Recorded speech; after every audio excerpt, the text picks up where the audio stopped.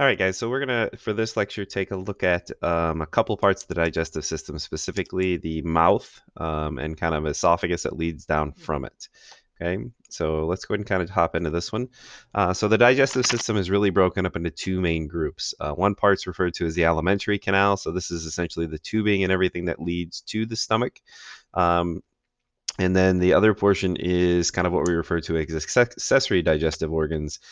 These are the ones that aid in mechanical or chemical digestion. So that would be liver, pancreas, gallbladder, and all those organs. But the alimentary canal itself, sorry, I misspoke just a few seconds ago. So this is essentially the open tube all the way from the mouth to the anus. Interestingly enough, our digestive system is an open system, meaning that there's an opening here at the mouth and an opening here at the anus, but essentially it's one long tube all the way from the mouth to the anus. No other system in our body is like that. Most other systems are closed systems.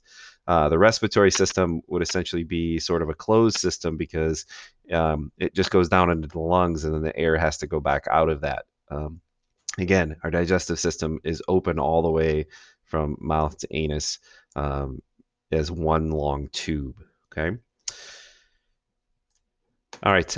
Major organs of the alimentary canal. The mouth obviously is one of those. That's the opening to the superior portion of the canal.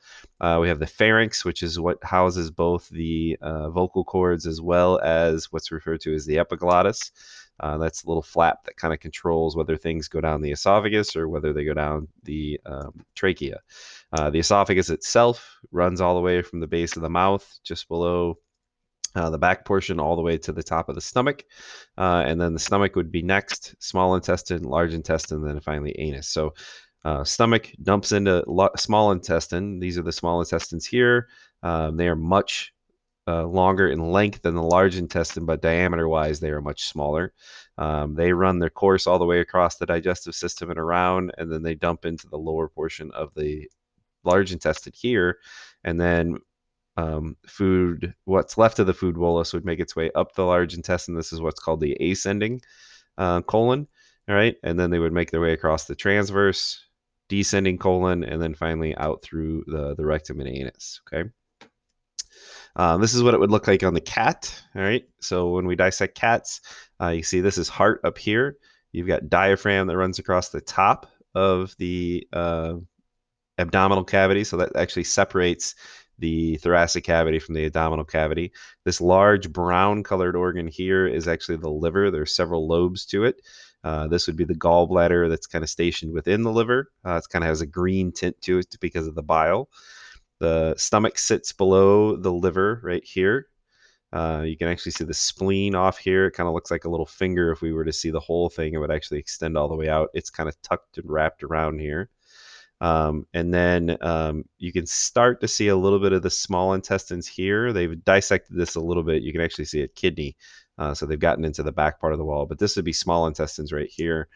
You actually can't see the large intestines. It looks like they've been removed to see the rest of these organs, but the large intestine would rest pretty much right along through here. Okay. All right, so let's go ahead and start in the oral cavity or the mouth. There's a couple different pieces here that we need to talk a little bit about. So the first are the lips, or what are referred to as the labia. Those actually protect the anterior opening. They're there to help protect not only the teeth, but also create a seal for that opening of that. You have your cheeks, which form the lateral walls of the mouth. We have the hard palate, which forms the anterior roof of that. So this is the hard palate up here that's made of bone. Your soft palate forms the posterior roof of the oral cavity. So this would be the soft palate back here. All right. And then you have the little kind of fleshy piece that hangs down from there called the uvula. It actually has some tonsils on it. So this is the uvula that kind of hangs down here. Sometimes if you're sick, it can become very enlarged. And then there are some people that sometimes because of kind of chronic infections, this uvula is very enlarged all the time. That usually creates issues because you can see this would be the canal moving its way through here. It's going to close that opening off and make it really hard to kind of swallow or move air. Other things that we have in the oral cavity are the vestibule. This is the space that's actually between the lips and gums. All right. So sometimes we can actually give people medication in this area. So aspirin, sometimes people are given it and told not to swallow it. They're actually told to kind of tuck it in between their cheeks and gums because it can actually be absorbed there. So food can be absorbed in this kind of vestibule. The oral cavity itself is the part that's contained by the teeth. So this would be right in here. All right. The tongue is actually attached inside of that oral cavity. And then the tongue is stationed across the bottom of the lower portion of the jaw. And then there's a small bone, since we haven't covered the skeletal system yet. We can't really see it here, but there's a small bone that sits just above the top of kind of like your Adam's apple or your vocal cords called your hyoid bone. It kind of looks like a little U-shaped piece of bone. And the tongue actually attaches itself to that. So it's people always say when somebody passes out, oh, watch out, make sure they don't swallow their tongue. You can't do that. Don't ever stick your fingers in somebody's mouth who's unconscious, because if they actually become conscious or involuntary, they can actually bite your finger off. So keep your hand out of there. All right. It also then attaches to the styloid process of the skull. So there's these little kind of pieces on both sides of the skull called the styloid process. It attaches there. And then it's attached to the lower part, what's called the lingual frenulum. It's this little kind of liver piece that attaches the tongue to the bottom of the mouth. Okay. We have several tonsils. So there are palatine tonsils that are located at the bottom of the uvula. I was talking about those before. Those can become enlarged when we become sick. And then there also are lingual tonsils. And then there's another set of tonsils up here towards the top.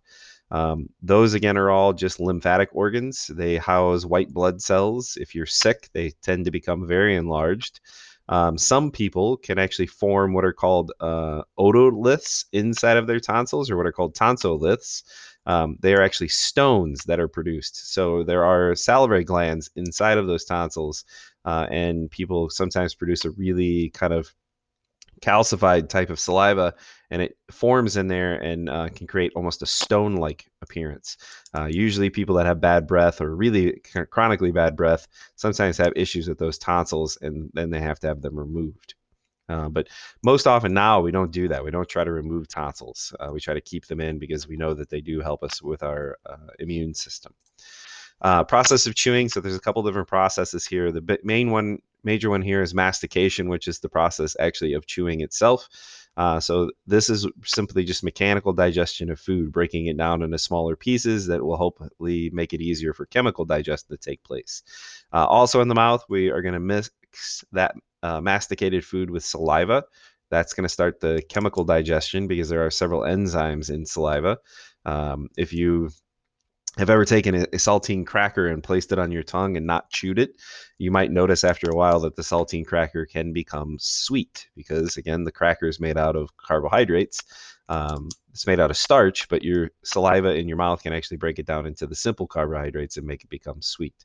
And then obviously the other process that's going on in the mouth is the ability to taste things. We have taste buds on our mouth, and as well as our tongue. Okay.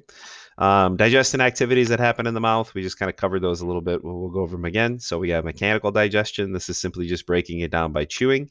And then chemical digestion from both saliva. And then this is what I was talking about before. So you can actually start to break down starches because of your saliva, because your saliva has an enzyme called amylase in it.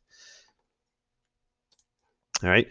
A little bit of the anatomy of the pharynx then. So we've moved from that oral cavity right here backwards. So there are two parts, a couple different parts, or three parts to the pharynx.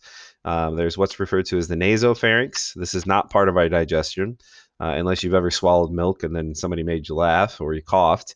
But your nasopharynx starts at the back of your nasal cavity, and then this is the part that joins the nasal cavity to the oral cavity. So then the oropharynx is the portion that combines the oropharynx to the nasopharynx, right? Which is why you can swallow things, or if you accidentally swallow something and cough, it can go up through your nasal cavity. It normally doesn't do that, but it can. This is also why people who are placed on feeding tubes, the tube is actually placed through the nose because those two cavities are joined. This is also why it's really important when you wear your mask to cover both your mouth and your nose because they're joined. So even if you were to sneeze without a mask on, you're going to sneeze stuff out, and if you were to cough, obviously things could come out. But if you coughed with your mouth closed, you could force that air up and out your nose. It does happen. Okay. The last portion then is what's referred to as the laryngopharynx. This is where we combine both the oropharynx as well as the nasopharynx down here at the bottom. There's also this little flap I mentioned earlier called the epiglottis. That little flap closes off the trachea so we don't get food and stuff down into our airway, and then simply opens up the esophagus. So when we swallow, things go down this tube and they don't go down this one. Um, Several functions for this. Obviously, it serves as the passageway for both air and food because it combines into both of those, the trachea and esophagus. Food simply is propelled in the esophagus by muscles. So this is all done by peristalsis. So there's longitudinal muscles and circular muscles that help us try to force food down into that. Okay. Food is then altered, or sorry, movement is done by the peristalsis here, and then there really is no digestive function of the pharynx. All right, it's just a passageway to get food where it needs to go. All right, swallowing itself is what's called deglutition. Okay, deglutition is swallowing. There's a couple different phases to it. The first phase is what's called the buccal phase. This is the voluntary phase. This is what actually happens here in the mouth. So when you place it into your mouth, you can kind of roll food around and stuff and create what we refer to as a bolus. But that bolus won't move backwards unless you voluntarily try to swallow, which is why a lot of people have an issue taking or swallowing pills. They can't get over that kind of fact of being able to swallow those towards the back, right? So it usually takes some time, which is why like little kids, we don't give them aspirin or Tylenol in pill form. We usually give it to them in liquid form because swallowing a liquid is much easier than swallowing something solid. The pharyngeal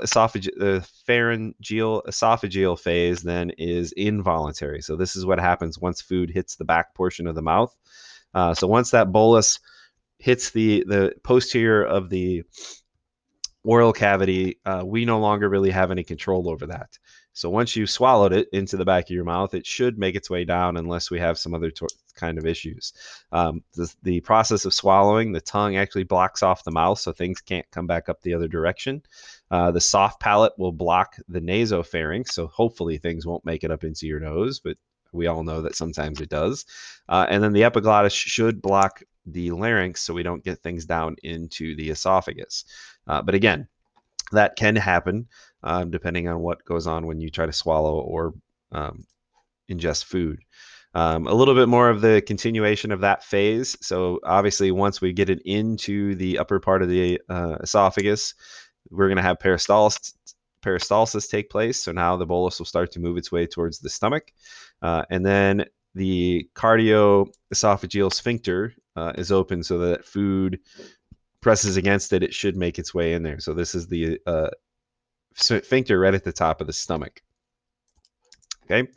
The esophagus, just some general information about it. So it runs all the way from the pharynx to the stomach, and it runs through the diaphragm, which is why sometimes you can kind of get the hiccups, because if you get a little bit of a kind of paralysis of the diaphragm for a few seconds or an involuntary contraction, that's what gives you those kind of hiccups, because it's pressing against the esophagus. It's simply the passageway for food. Respiratory system should branch off at the pharynx. So again, here is your branch right in here. So you should see the difference. So this is the branch. All right, this is one direction. This is another direction. All right, so we should see a difference between those two, and then the epiglottis sits right above that. Okay. Again, no digestive function for the esophagus. We're just simply trying to get food down into the stomach by way of peristalsis. Okay. Let's see. Hopefully you guys can see this. This is just an x-ray of somebody actually swallowing here. So they took the x-ray while the person was awake. So you can see they moved a piece of food into their mouth. They're busy doing the process of chewing. Right? You can see now that moved its way. So you can see the epiglottis right here. When they swallow, you can see that epiglottis clamps closed to force that food down into the esophagus. So now they're going to drink. This is liquid. You can see that moved really quickly. Here's your soft palate here. All right.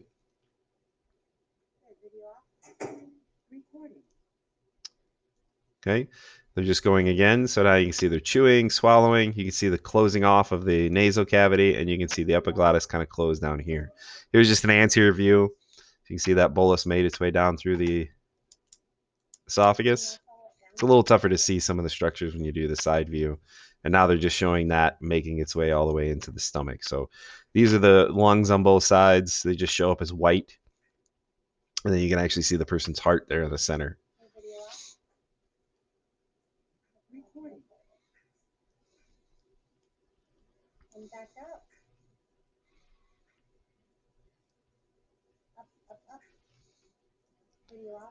All right, now they're going to swallow liquid from the front.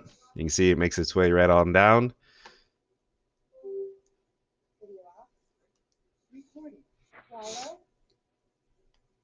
All right, you can actually see the hyoid bone right in through here too, that we mentioned a little bit earlier, but it's a little tougher to see.